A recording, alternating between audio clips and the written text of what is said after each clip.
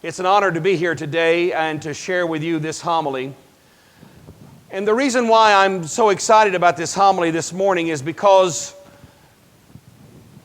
I'm convinced if you hear it, I'm convinced if you hear what I'm saying this morning,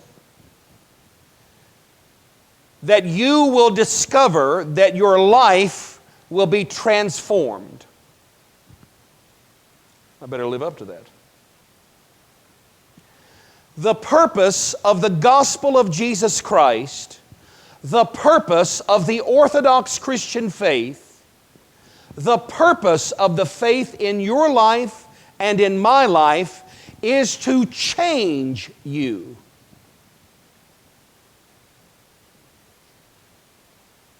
And it starts with the way you think.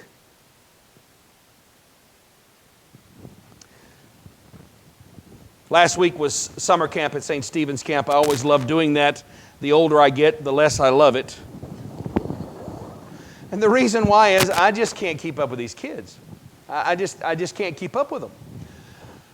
But what's such a joy about going to summer camp, and what is also such a burden about going to summer camp, is spending this time with these young people.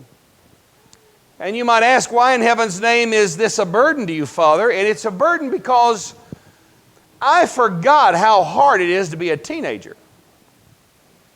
I wouldn't be a teenager again for love nor money. There ain't enough money printed in every denomination on this whole planet, whatever country you're from, to make me go back to being a teenager again. And especially nowadays, one of the great privileges that I have is that during summer camp, we hear confession of all the kids during summer camp. And to be honest with you folks, most of the kids, that's the only time they go to confession. That's the only time they go to confession. They go at least once a year. I wish you adults were that good. It's true. I really believe that with all my heart. I really do. But they go to confession once a year. And they are very honest. And one of the things that I love about this generation, and one of the things that frustrates me about this generation, is they are brutally honest. But when you're brutally honest and don't know what you're talking about, that means your honesty is pretty kind of disconnected. But anyway, the kids are brutally honest. And the thing that I keep hearing from them over and over again, and the thing that I keep experiencing even in this generation and this time of life for many people, is I've discovered, dear ones, that there is a horrible and crushing power of loneliness in our generation, in our day and age. People are lonely. Young people are lonely. Wait a second, Father, what are you talking about? This is the most connected age in the history of the human race. I can call to the other side of the world. When I was over in Greece, me and the girls used WhatsApp to stay connected. Didn't have to pay. Of course, now I remember long distance charges. Do you remember those? Huh? Not anymore.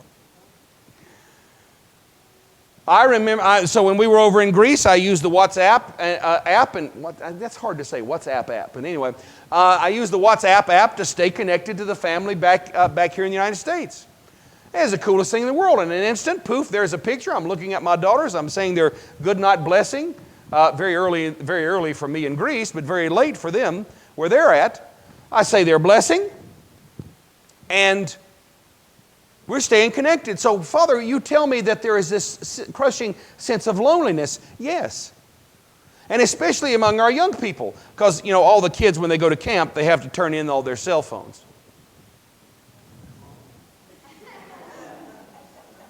For a week. And so they don't have their cell phones for a week. And so Friday, when they get their cell phones back, I mean, it's just like... It's bizarre. I mean, they're really going crazy. But you know what they kept telling me over and over again at camp? Father, I wish I could just stay here. I wish I could just stay here. Kids boo-hooing and crying when it's time to leave camp. And why is that? Why do you think that is? Why do you think that is? Because, ladies and gentlemen, there is a cure for loneliness in authentic community. There is a cure for distractedness and disconnection in authentic community, but authentic community is hard work. For 1 week, those kids are going to church twice a day. For 1 week, they're not the weird person at their school because they go to an Orthodox church. For 1 week, these kids aren't odd. For 1 week, they're with kids like themselves, and they're going to church twice a day, and they're having daily connection with a parish priest, and they're having lessons, and they're going to Orthodox life, and they're going to hang time, and they're playing outside, and they're developing relationships, face-to-face relationships, people that they share their lives with. I can't tell you, every year at camp on the Thursday night when we do Thursday night when we start saying goodbye to the seniors, because after you get into high school, when you get into the senior year, you don't go to camp. You have to skip a year, and then you can come back as a counselor. So all the rising seniors are saying goodbye. This is their last year at summer camp as a camper.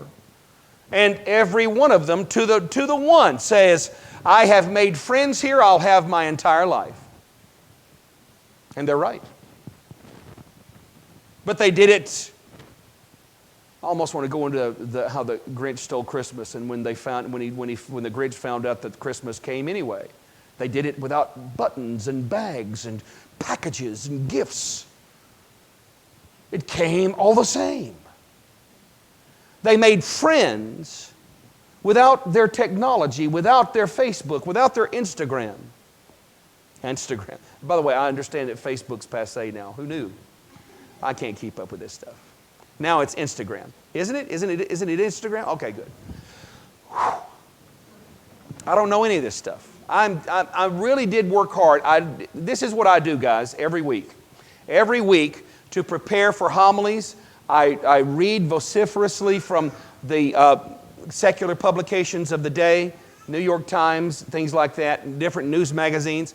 And I also make it a habit to listen to the top 20 songs on iTunes every week, because I want to know what's being poured into the ears of my children. Now, I usually have to take a shower after that, but I need to know. But for the life of me, even now, I'm getting to the age where it's hard to keep up with what's faddish and what's going on. But I'm trying. I really am, because I want to be able to talk to you folks in such a way that can connect with you. But they did all of this connection, and they're leaving camp, and they're sad, and they want to stay at camp forever, and this is where they want to live. Isn't that interesting? This is where they want to live. They don't have all of the other stuff that is filling up their lives and endangering their lives. And when you listen to their confessions, you listen to a group of kids who are going through struggles with addictions. They're going through struggles with how to right their life. They're trying to set their priorities, and they're struggling without a good, strong place to develop a foundation for their life that they can build their life upon. And we keep telling them to make the church the foundation that they build their life upon, and they look at me and they say, Father, we don't understand what's being said in the liturgy.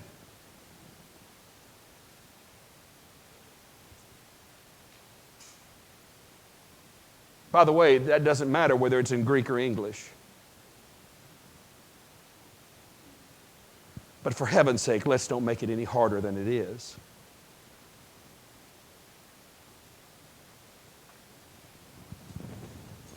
It reminds me of what Jesus said in our gospel lesson today. When he had been teaching and healing all these folks, and they were in this field, and the disciples at the end of the day said, Lord, this is a lonely place. This is a lonely place. Send these folks away. They're hungry. And you know what Jesus said to those disciples? He said, you feed them. But Lord, all we have is 5 loaves and 2 fish. Bring them to me.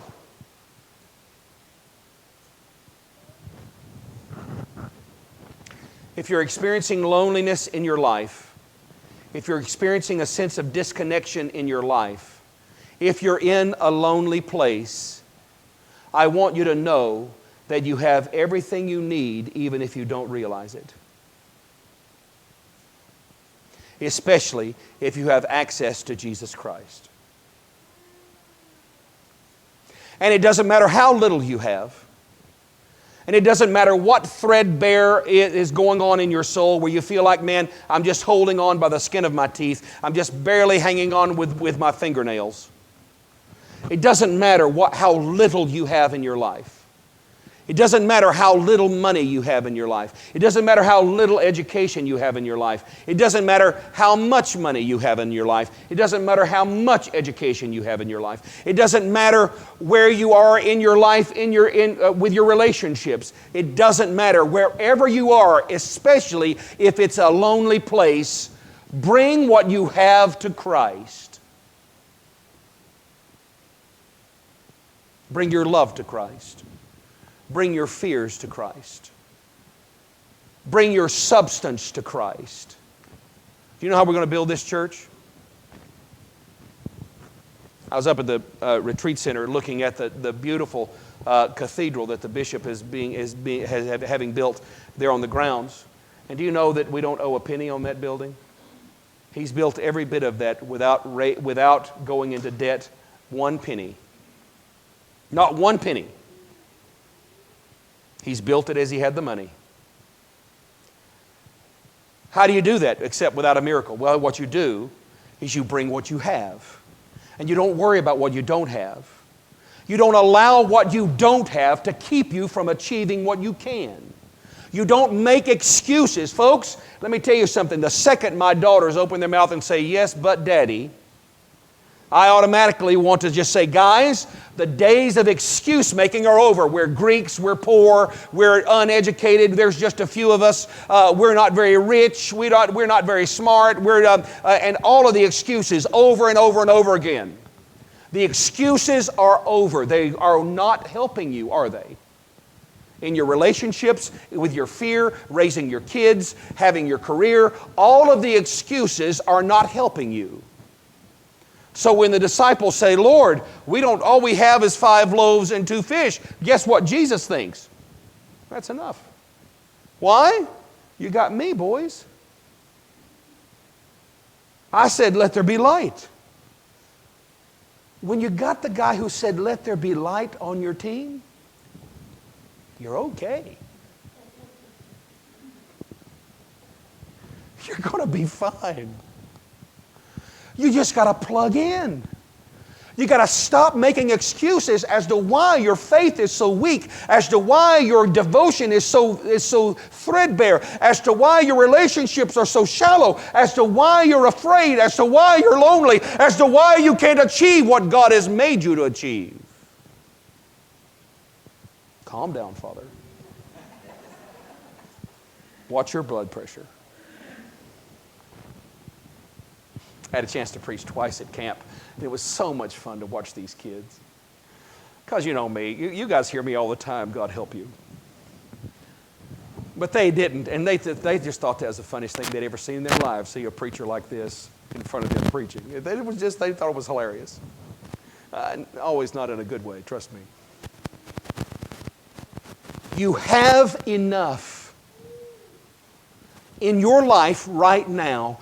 You have enough. If you can have enough courage to be content with what you have and bring what you have to Christ, no matter how much or how little, you have enough. And when you get to that place in your life, you'll need 12 baskets to pick up the stuff that you didn't need to use.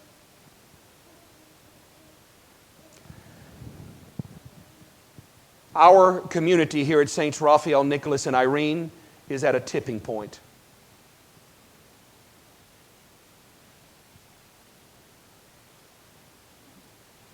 You're either going to become what you can be or you won't.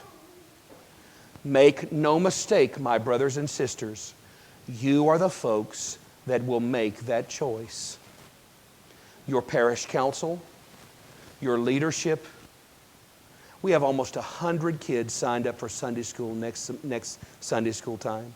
Do you know this building only seats 160, 170 if I really squeeze you in?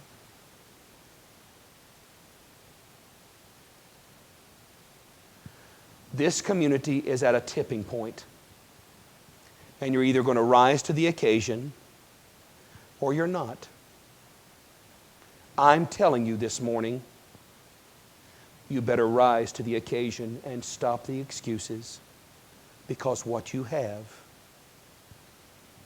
is enough. Christ will add His blessing, and we will accomplish what everybody thought we couldn't. That's true in your spiritual life. That's true at your home. That's true in your relationships. What you have is enough if you stay connected to Jesus Christ. You have enough. And gang, in a world that's lonely and filled with chaos and fear,